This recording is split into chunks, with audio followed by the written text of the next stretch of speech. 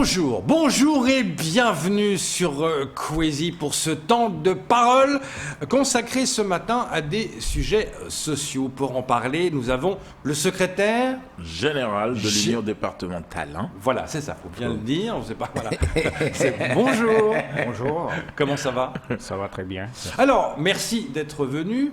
On va parler des différents problèmes qui secouent Mayotte aujourd'hui, mais la première question, il y a eu un débrayage du côté du CSSM. Quelle en était la raison? Mais écoutez, le débrayage, c'était il y a 2 ou 3 semaines de cela. Mais avant-hier, c'était une grève. Hein. Ouais. Il y avait eu un dépôt de préavis de grève. Bien sûr. Voilà, donc la grève a été faite. Et voilà, donc c'était pas du tout le débrayage. Mais ça veut dire qu'il y a vraiment un problème sociétal, hein, parce qu'il y a ça, il y a des droits de retraite meuniers, au conseil départemental, il y a également des préavis de grève. On a l'impression que les préavis de grève tombent les uns après les autres. Ben écoutez, vous en doutez pas, quand il y a grève, c'est que ça va pas. Ouais. Donc il y a rupture du dialogue social. Oui, mais là, c'est de plus en plus là. Voilà, s'agissant de la sécurité sociale, il y avait un problème de mutuelle.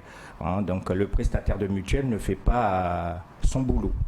Donc les agents se sont mis en grève pour obliger à ce que le prestataire de mutuelle santé fasse son boulot parce que les cotisations sont payées chaque mois et c'est assez exorbitant, donc il faut qu'il y ait des remboursements derrière, il faut que les choses se passent dans les règles de l'art. Ce n'était pas le cas.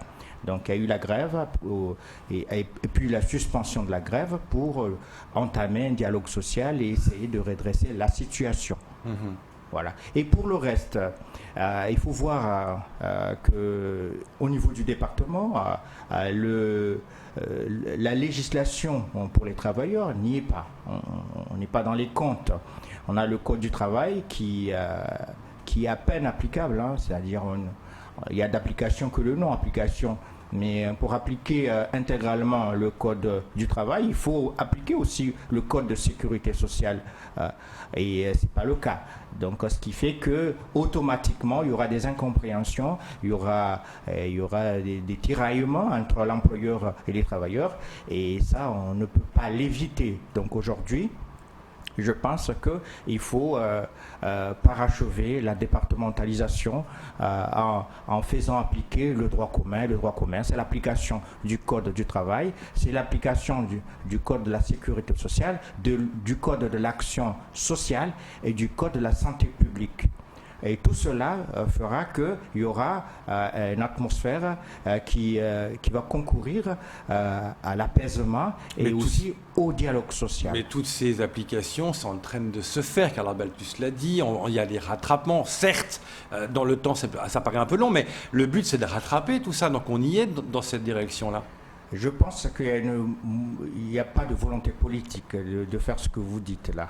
Donc c'est la raison pour laquelle les travailleurs se mettent souvent en grève pour accélérer ou du moins initier une volonté politique qui va dans ce sens-là, dans le sens de l'application du droit commun. Est-ce que d'ailleurs, El Anziz, c'est ce qui fait, parce que souvent vous indexez aussi le grand patronat, de profiter de cette situation. Est-ce que le fait aujourd'hui qu'il n'y ait pas cet engagement politique, cette volonté politique de faire avancer ces dossiers, on a souvent ces patrons finalement qui ne donnent pas le droit aux salariés aujourd'hui et aux travailleurs. Donc du coup, est-ce que le fait que le patronat se dit tiens, ça bouge pas du côté de la politique, donc moi je fais ce que j'ai envie de faire, quelque part ça leur donne un peu ce pouvoir de faire ce qu'ils ont envie de faire? Bah écoutez, vous savez très bien qu'il y a une sorte de mariage entre les politiques et ces acteurs de la vie économique. Donc ce qui fait qu'aujourd'hui, je n'en sais rien, mais nous constatons qu'ils sont de la même connivence, c'est-à-dire qu'il y a une union sacrée pour ne pas faire appliquer le droit commun à Mayotte. Donc ça profite peut-être aussi au Vous parlez d'union sacrée? Bah écoutez, le terme est fort là. Oui, c'est ça. C'est depuis 1977 qu'on vit un peu dans la misère et qu'on s'en sorte pas et qu'il n'y a pas une réelle volonté politique de s'en sortir. Donc vous pensez que c'est la faute à pas de chance. Non, ça a été organisé, ça a été comploté. Tout ça. Alors que Carabaltus, elle se bat pour justement, elle est venue sur ce plateau souvent pour dire mais attendez, on essaie de remonter le niveau. Là, on ne fait pas une fixation sur une personne. Non, mais j'explique. L'organisation du grand patronat, et ces organisations-là du grand patronat ne sont pas là pour faire le bonheur des travailleurs, ils sont là pour faire le bonheur des actionnaires. Et donc ça passe nécessairement par pas le partage des richesses, mais l'accaparement de toutes les richesses en destination et au seul profit des actionnaires. Vous le savez, c'est ça le capitalisme. Donc aujourd'hui, nous subissons ce capitalisme à outrance qui est en train de sévir ici à Mayotte. Donc nous, ce que nous demandons, c'est que les pouvoirs publics fassent appliquer la République une indivisible ici à Mayotte. Il faut qu'il y ait des services publics, il faut qu'il y ait la législation de droit commun. Tout ça, c'est pas les organisations du grand patronat qui vont le mettre, ce sont les pouvoirs publics. Donc nous nous adressons aux pouvoirs publics. Donc nous avons bon espoir que les pouvoirs publics vont nous écouter et ils vont faire appliquer le droit commun, parce que c'était la volonté du législateur, ça a été aussi la volonté du peuple mahorais. Est-ce que finalement ce combat, El Aziz, aujourd'hui n'est pas perdu d'avance? Pourquoi je dis cela? Le fait qu'aujourd'hui on n'a pas cet intersyndical soudé. On a l'impression qu'aujourd'hui, avec toutes les organisations syndicales que nous connaissons sur nos territoires, que chacun fait de ce qu'il peut dans son côté. Est-ce que le fait aujourd'hui que nos parlementaires à nous, nos politiques à nous, ne prennent pas ce combat à bras le corps, mais de l'autre côté on a des organisations syndicales, chacun fait de son côté ce qu'il a envie de faire. Est-ce que le fait de pouvoir se réunir et monter au créneau, même avec les formations syndicales nationales, aller mettre la pression là-bas, ensemble, est-ce que ça pourrait pas faire bouger quelque chose aujourd'hui? On a déjà mis la pression, on a déjà fait le rapport de force. Donc aujourd'hui, nous sommes en train de repenser, de refaire encore le rapport de force, mais autrement. On ne va pas répéter tout le temps le même rapport de force. Donc nous sommes en train d'y réfléchir actuellement, et peut-être qu'en 2021, il y aura un rapport de force qui va être engagé contre les pouvoirs publics pour les obliger à tenir leurs promesses et à finaliser la départementalisation par l'application tout simplement du droit commun. Voilà, donc aujourd'hui, nous ne pouvons pas préjuger de quelle forme va revêtir le rapport de force, mais toujours est-il que nous sommes certains qu'il y aura un rapport de force en 2021 et que les pouvoirs publics seront confrontés à ça. Et j'espère qu'on n'arrivera pas à cette extrémité-là. C'est pourquoi j'en appelle aujourd'hui à la raison. Quand on parlait de rapport de force, je fais tout de suite un rapprochement avec la grève de Jumbo qui avait duré longtemps, avec ce rapport de force entre direction et employés. Et à un moment donné, certains ont dit c'est pour te faire pot de terre. L'employé gagne rarement. Quand vous parlez de rapport de force, c'est compliqué. C'est pas compliqué, parce que quand on voit l'histoire de Mayotte, nous, les syndicalistes, on a fait changer beaucoup de choses ici à Mayotte. On n'était pas comme ça dans les années 90. Il n'y avait pas déjà l'application du code du travail. C'était quelque chose d'impossible. Ça a été rendu possible. Le rectorat de Mayotte, c'était quelque chose d'inenvisageable. L'ARS aussi battu pour l'ARS aussi. Donc il ne faut pas dire que nous avons fait des rapports de force qui n'ont pas abouti. Si, ils ont abouti. Mais aujourd'hui, il va falloir amplifier encore plus ce rapport de force-là. Vous n'êtes pas assez parce que vous n'êtes pas assez entendu. Je ne pense pas qu'on n'est pas assez entendu. Moi, ce que je pense, c'est que aujourd'hui, la peur a changé de camp.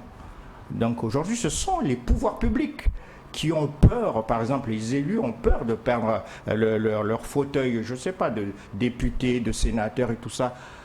C'est eux maintenant de réagir pour conserver leur mandat.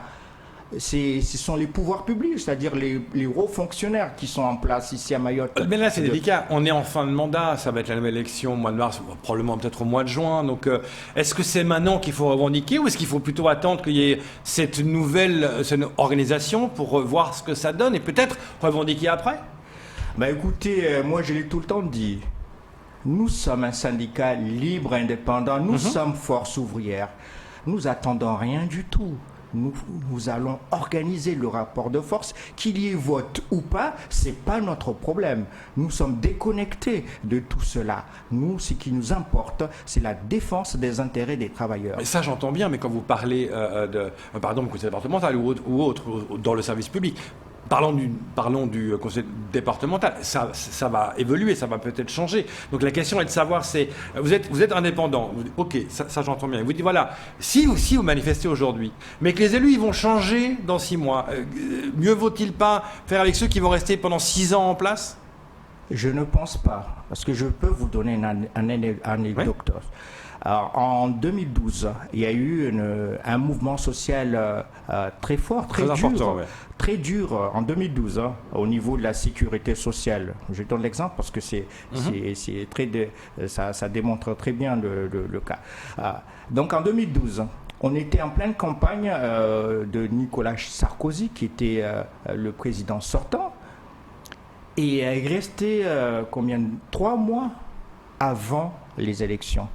La même question nous a été posée. Nous, on a répondu, nous sommes un syndicat libre et indépendant.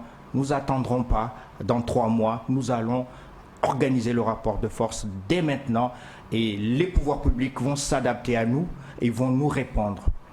On nous a répondu. Les agents de la sécurité sociale ont été admis dans la convention collective nationale. Et donc, c'est pour vous dire que quand les pouvoirs publics ont la volonté, ça se fait. Quand on veut un peu, quoi. Voilà, quand ils n'ont pas la volonté, ça ne se fait pas. Ce n'est pas parce qu'il y a les élections ou il n'y a pas des élections. Donc, les élus, par exemple, le président de la République, ce n'est pas lui qui est directeur de la sécurité sociale. Donc, il n'est que ministre, le président et le gouvernement. Mais ceux qui ont le devoir de faire fonctionner la continuité du service, ce sont les directeurs des services. En place, oui, voilà, qui sont donc aujourd'hui, on ne peut pas dire que parce qu'il y a des élections, on ne peut pas avancer et on ne peut pas continuer à vivre. Si, on peut continuer à vivre parce qu'il y a la continuité du service public et ça, on ne peut pas y aller contre. El Anziz, j'aimerais qu'on parle un peu d'aujourd'hui de l'inquiétude, en tout cas notamment de nos amis les transporteurs. D'ailleurs, lundi ou mardi, Léonard, on recevra FO Transport. Ça ne va pas. Ça ne va pas aujourd'hui. Cette délinquance, cette violence qui était d'abord aux abords des établissements scolaires, aujourd'hui elle est rentrée dans les établissements scolaires. Aujourd'hui, dans les transports, des chauffeurs qui sont inquiets le matin, qui partent très tôt pour ramener des élèves qui sont à tout le temps caillassés, agressés. Vous, au niveau de votre formation syndicale, qu'est-ce que vous en pensez réellement de ce combat? Est-ce qu'aujourd'hui, déjà, pendant 2 jours, ils ont pas travaillé? Est-ce qu'on peut comprendre aujourd'hui le malaise qu'il y a entre les transporteurs, les établissements scolaires et l'inquiétude de tous ces travailleurs? Ils viennent lundi matin, on parlait. Écoutez, c'est une situation qui est récurrente, donc ça date pas d'aujourd'hui. Et les solutions apportées n'ont pas fait leur preuve. Donc aujourd'hui, moi en tant que secrétaire général de l'Union départementale Force ouvrière, je ne peux qu'apporter mon soutien indéfectible aux syndicats FO Transport et de les encourager à tenir. Parce qu'aujourd'hui, c'est cela, il faut tenir, il ne faut pas lâcher. Donc on est face à un déferlement de violence et de délinquance qui n'a pas su être encadré par les pouvoirs publics. Donc aujourd'hui, ce n'est pas tellement de notre faute à nous. Nous sommes victimes de cette situation-là. Donc les solutions qui ont été apportées, parce qu'à chaque fois, les solutions, c'est que dans le discours de Monsieur le Préfet, c'est que nous avons doublé les effectifs de police et de gendarmerie. Le gouvernement est dans l'action et tout ça. Non, c'est pas ça. Un incendie, on l'éteint à la base, hein, mais on ne fait pas le contraire. Hein. Ils ont quand même fait les assises, ils essayent d'aller dans votre sens. Ils ont fait l'assise de la sécurité, ils sont venus rapidement, ils sont venus assez rapidement. Ils essayent d'agir. Le problème, il est un peu plus profond.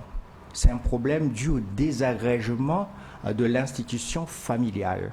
Et tout le monde connaît ce problématique-là. Aujourd'hui, les familles, l'institution famille, ne joue plus le rôle d'encadrement, d'éducation, et même l'éducation nationale ne joue plus ce rôle-là. Pourquoi? Parce qu'il y a déjà surpopulation des classes, hein, il y a manque de construction de classes supplémentaires pour accueillir et pour justement endiguer le fléau. Donc aujourd'hui, face au désagrégement total de la cellule familiale, aujourd'hui, on a des enfants qui sont livrés à eux-mêmes.